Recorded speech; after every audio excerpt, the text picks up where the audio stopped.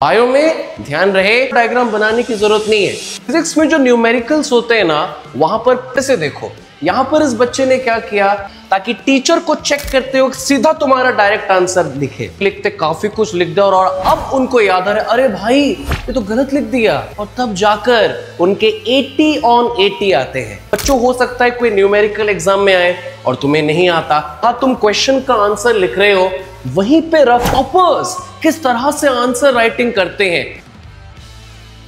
Hello बच्चों, कैसे हो आप सब? डरे हुए हो साइंस पेपर के लिए? जानना चाहते हो कि टॉपर्स किस तरह से आंसर राइटिंग करते हैं, पेपर में अपने आंसर्स को प्रेजेंट करते हैं, डायग्राम्स बनाते हैं और तब जाकर उनके 80 on 80 आते हैं। आज के short, crisp and brief video में हर वो स्ट्रैटेजी मैं आपको बता देने वाला हूं जो टॉपर्स यूज करते हैं। तो आइए चालू करते हैं ना भाई। चलो आओ, टॉपर दीदी से दीदी की सीक्रेट जान लेते हैं। सबसे पहले केमिस्ट्री में बच्चों आप कोई भी केमिकल इक्वेशन लिखो तो उसे बैलेंस जरूर करो। इंपॉर्टेंट रिएक्टेंट्स एंड प्रोडक्ट्स के केमिकल नेम्स एंड कलर्स भी जरूर मेंशन करो। जैसे देखो, यहां पर इस बच्चे ने क्या किया, इक्वेशन को बहुत बढ़िया से बैलेंस किया, इंपॉर्टेंट केमिकल्स के नेम लिखे और फिजिकल स्टेट भी मेंशन किया, यहां तक कि रिएक्शन का कंडीशन भी मेंशन किया।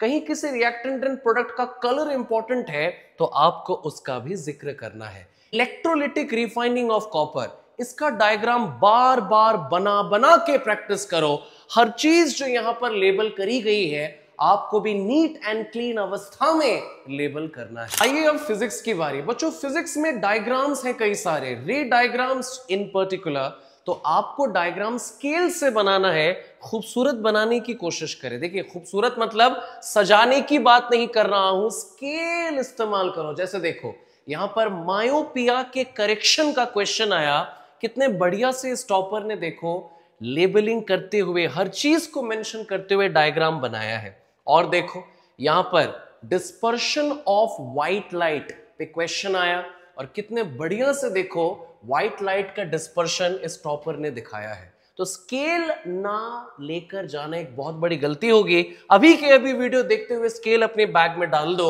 और पेंसिल भी। फिजिक्स में जो न्यूमेरिकल्स होते हैं ना, वहां पर प्लस साइन लेना है, माइनस साइन लेना है, ये साइन कन्वेंशन बहुत जरूरी है। साइन अगर तुमने उल्टा सीधा करा तो पूरा आंसर हो जाएगा गलत। क्वेश्चन में फॉर्मूला जरूर लिखो और फॉर्मूले को बॉक्स में डालो। न्यूमेरिकल चालू करने से पहले यूनिट्स को केयरफुली देख लो, क्या पता कोई यूनिट कन्वर्ट करके न्यूमेरिकल चालू करना है। जो भी तुम्हारा फाइनल आंसर आए ना, उसको ऐसा डबल अंडरलाइन कर सकते हो या बॉक्स में डाल सकते हो, ऐसे बॉक्स में डाल सकते हो या फिर इस तरह का कर्ली अंडरलाइन कर दिया, डबल अंडरलाइन कर दिया, ताकि टीचर को चेक करते हो सीधा तुम्हारा डायरेक्ट आंसर लिखे। बच्चों, हो सकता है कोई न्यूमेरिकल एग्जाम में आए और तुम्हें नहीं आता, कम से कम फॉर्मूला लिख कर आना, कम से कम क्या गिवन है वो लिख कर आना। स्टेप मार्किंग्स की वजह से कुछ तो मिल ही जाएगा ना तुम्हें। तो देखो बच्चों, इन चीजों का आपको ध्यान रखना पड़ेगा फिजिक्स में। अब बारी है बायो की। नमस्ते अंकल, नमस्ते आंटी। हाँ, तुमको ही कह रहा हूं, तुम्हें क्या लगा तुम्हारे मम्मी पापा आगे पीछे से बस चेक कर रहा था कि तुम वीडियो छोड़ के तो नहीं भाग गए।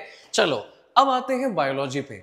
बायो में डायग्राम बहुत जरूरी है, नीट एंड क्लीन, पेंसिल से वेल लेबल्ड, और जहां जहां मुमकिन हो पाए कृपया करके एग्जाम्पल्स जरूर लिखें।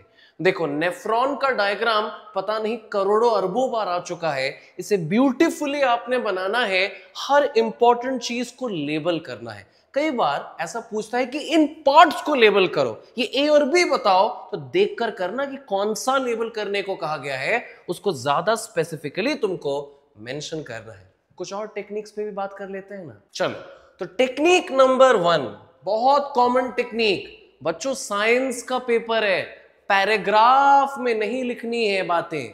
किस तरह से लिखना है? पॉइंटर्स में, बुलेट्स में, ए बी सी डी 1 2 3 4। हाँ, पीटी करना ना चालू करो। पैराग्राफ में नहीं, पॉइंटर्स में लिखे, जगह छोड़ छोड़ कर लिखे। इतनी मोटी बुकलेट तुम लोग को मिल रही है, क्यों पेज बचाना, क्यों कंजूसी करते हो? खुला खुला लिखो, बड़ा बड़ा लिखो, छोड़ छोड़ कर लिखो, ताकि neat and clean and tidy लगे। दूसरा, आंसर लिखते वक्त जो की पॉइंट्स है, जो इंपॉर्टेंट चीजें हैं, उनको हाईलाइट करो। कैसे हाईलाइट करोगे? अब एक टेक्निक ये होती है, सर ब्लू पेन से लिख रहे हैं, ब्लैक से कर दिया। अगर तुमको डर लग रहा है, सर ब्लैक पेन तो मेरी मैम ने मना किया है, कोई बात नहीं, तुम ब्लू पेन से ही अंडरलाइन करो, इस तरह से अंडरलाइन करो। मान लो कोई इंपॉर्टेंट टर्म है तो ऐसे अंडरलाइन कर लिया तुमने, इस तरह से अंडरलाइन करो। कीवर्ड्स, इंपॉर्टेंट पॉइंट्स अगर तुम अंडरलाइन करते हो ना, जो सर या मैम तुम्हारा खाता, तुम्हारी नोटबुक, तुम्हारी आंसर शीट चेक कर रहे होंगे, उनके लिए काम आसान हो जाता है और उनपे बहुत अच्छा इंप्रेशन पड़ता है तुम्हारा। आ जाओ, अब हम बात करते हैं टेक्निक नंबर 2। और मैंने देखा है कि बहुत बच्चे distinguish between, right the differences between, इस तरह के क्वेश्चन में टेबल नहीं बनाते। अरे भाई, अगर दो चीजों के बीच में डिफरेंस लिखना है तो टेबल तो बनाना ही पड़ेगा। फर्स्ट कॉलम में पहली वाली चीज, सेकंड कॉलम में दूसरी वाली चीज, टैब्यूलर फॉर्म में ही करें डिफरेंसेस वाले क्वेश्चन। और जो सबसे आखिरी पॉइंट होगा ना, उसमें उन दोनों कैटेगरीज का एक एक एग्जांपल ट्राई करना जरूर लिखने का। अब हम बात करते हैं सब्जेक्ट वाइज टेक्निक, जो मैंने लगभग आपको टॉपर्स की आंसर शीट से ऑलरेडी बता दी थी। अब मैं और स्पेसिफिकली तुमको बताता हूं। देखो, फिजिक्स में बच्चों फॉर्मूला जरूर मेंशन करें न्यूमेरिकल्स में। फॉर्मूला को सॉल्व करते से पहले क्या क्या गिवन है वो जरूर लिखें। पॉजिटिव साइन लगाना है कि नेगेटिव साइन लगाना है, यानी साइन कन्वेंशंस पे आपको खासा फोकस करना है। न्यूमेरिकल सॉल्व करने से पहले चेक करो कि क्या पता यूनिट बदलकर क्वेश्चन चालू करना है, क्वेश्चन में कुछ और ही यूनिट दे रखा है और तुम अपने मस्ती में कुछ भी कर दिए। ऐसा नहीं करना है। अच्छा, जब फाइनल आंसर तुम्हारा न्यूमेरिकल में आएगा, उसे बॉक्स में डालो, उसे अंडरलाइन करो। ठीक है बच्चों?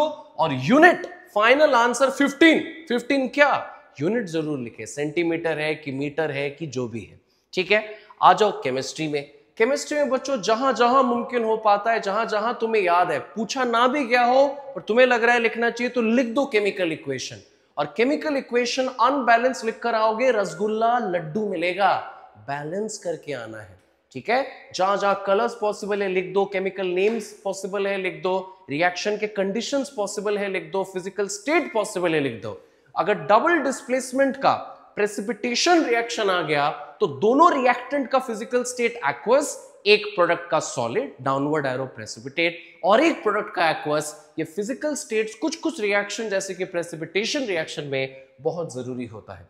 बायो में ध्यान रहे डायग्राम बनाओ। कभी कभार पूरा डायग्राम बनाने की जरूरत नहीं है, तुम नॉर्मल बॉक्स में भी डायग्राम बना सकते हो, एरोज से बॉक्सेस को कनेक्ट करके डायग्राम बना सकते हो। लेबलिंग जरूर करना बायो में, और एक एक एग्जांपल जरूर तुम लिखना।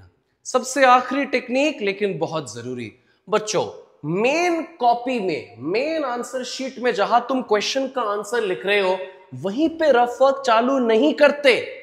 सबसे बढ़िया टेक्निक है, तुम्हारी आंसर शीट के लास्ट के 2 पन्ने पे जाओ, बड़ा बड़ा करके लिखो रफ, और वहां रफ वर्क करो। एक और टेक्निक जो आजकल बच्चे कम यूज करते हैं और टॉपर्स को मैं शायद ही ऐसा करते हुए देखा हूं, वो क्या है? मान लो तुम्हारी आंसर शीट है, तुम यहां पर राइट में इस तरह से रफ कॉलम खींचकर ऊपर रफ लिखकर कैलकुलेशंस वगैरह या तुम्हारे मन में कुछ आ रहा है सॉल्व करने का, उसको रफ में शो कर सकते हो। बट सबसे बढ़िया है आंसर शीट के लास्ट के कुछ 2 पन्नों में तुम रफ वर्क करो, और आंसर शीट सबमिट करने से पहले उन रफ वर्क को इस तरह से क्रॉस भी कर देना। ठीक है, अब आते हैं दूसरी चीज पे। मैंने देखा है कि बच्चों को आंसर्स आते हैं पर वो छोड़ देते हैं कुछ कुछ सब पार्ट्स, कहते सर हमको दिखा ही नहीं। अरे भाई, ऐसा नहीं करना है। हर एक सब पार्ट तुमने अटेम्प्ट करा है कि नहीं, क्रॉस चेक करो। पेपर को जल्दी से सबमिट करने के पीछे मत भागो। तुम्हारा टाइम से पहले हो गया पेपर तो तुम बैठे बैठे बस क्रॉस चेक करो कि क्या तुमने उस क्वेश्चन के सारे सब पार्ट्स आंसर करे हैं कि नहीं करे हैं। बच्चों, क्वेश्चन का नंबर बहुत क्लियरली मेंशन करना है। उस क्वेश्चन का कौन सा पार्ट का सब पार्ट तुम मेंशन करोगे नहीं तो नंबर कैसे मिलेगा? क्वेश्चन नंबर अच्छे से लिखो, उस क्वेश्चन का कौन सा पार्ट है वो भी अच्छे से लिखो, उस पार्ट का कौन सा सब पार्ट है वो भी अच्छे से लिखो, बड़ा बड़ा करके क्लियरली लिखो। नहीं तो जो तुम्हारी आंसर शीट एवेल्युएट करते हैं ना, उनको बहुत दिक्कत होती है। एक क्वेश्चन का तुमने आंसर लिखा, स्केल निकालो, फट से पेंसिल या पेंसिल लाइन खींचो, थोड़ी जगह छोड़ो और फिर दूसरा क्वेश्चन चालू करो। 2 कंटिन्यूअस क्वेश्चंस के बीच में जब तुम सॉल्यूशन लिखोगे, गैप देना बहुत जरूरी है। ऐसे चिपका के सटा के मत लिखो। जो आपकी आंसर शीट इवैल्यूएट करेंगे उन्हें ढूंढने में दिक्कत हो जाती है कि भाई इसने कौन से क्वेश्चन के आंसर में फिर कौन सा चालू कर दिया। तो जैसे ही तुम्हारे किसी पर्टिकुलर क्वेश्चन का सोल्यूशन खत्म हो, स्केल से लाइन खींचो और फिर थोड़ा जगह दो और फिर दूसरा क्वेश्चन चालू करो। अच्छा, ऐसा मैंने देखा है कई बच्चे क्या करते हैं, मान लो फिजिक्स का न्यूमेरिकल सॉल्व कर रहे हैं या किसी बायो या केमिस्ट्री का क्वेश्चन लिख रहे हैं और लिखते लिखते काफी कुछ लिख दिया और अब उनको याद आ रहा है अरे भाई ये तो गलत लिख दिया, तो वो क्या करते हैं, काट देते हैं पूरे सोल्यूशन को। ऐसा नहीं करना है। तुम अगर पूरा काट दोगे और मान लो तुम्हारे पास टाइम ही नहीं बचा उसका सही उत्तर लिखने का, फिर तो तुम्हें 0 मार्क्स मिलेगा। तो कभी तुम्हारे लाइफ में, not only in this science exam, उसके आगे के एग्जाम्स में भी अगर तुम ऐसा देख लो कि तुम्हारा सोल्यूशन गलत हो गया है, उसे पूरा मत काटो, उसे रहने दो। अगर तुम्हारे पास लास्ट में टाइम बचे, तुम करेक्ट आंसर लिखने के बाद उस इनिशियल ओरिजिनल गलत इनकरेक्ट आंसर को काटो, नहीं तो क्या होगा, कुछ भी मार्क्स नहीं मिलेगा। ठीक है। Last but not the least वो ये चीज है बच्चों कि मैंने देखा है कि जब कभी भी लिखते लिखते कोई एरर हो जाता है, कोई मिस्टेक हो जाता है, लोग इस तरह से जलेबी बाई बना देते हैं। कई लोग तो चिड़िया का घोंसला लगा देते हैं, ऐसा खुचर खुचर खुचर खुचर कर देते हैं। ऐसा नहीं करना है, व्हाइटनर भी नहीं लगाना है, स्ट्रेट सिंगल लाइन से तुम कट करो ताकि नीटनेस मेंटेन रहे। तो आई होप आपके लिए ये वीडियो बहुत काम की थी। आपने काफी सारे tips, tricks and strategies toppers के जाने, कुछ चीजें आपको पता होंगी, कुछ नई चीजें भी आपने सीखी। All the best from my side. धमाका कर दो साइंस के पेपर में।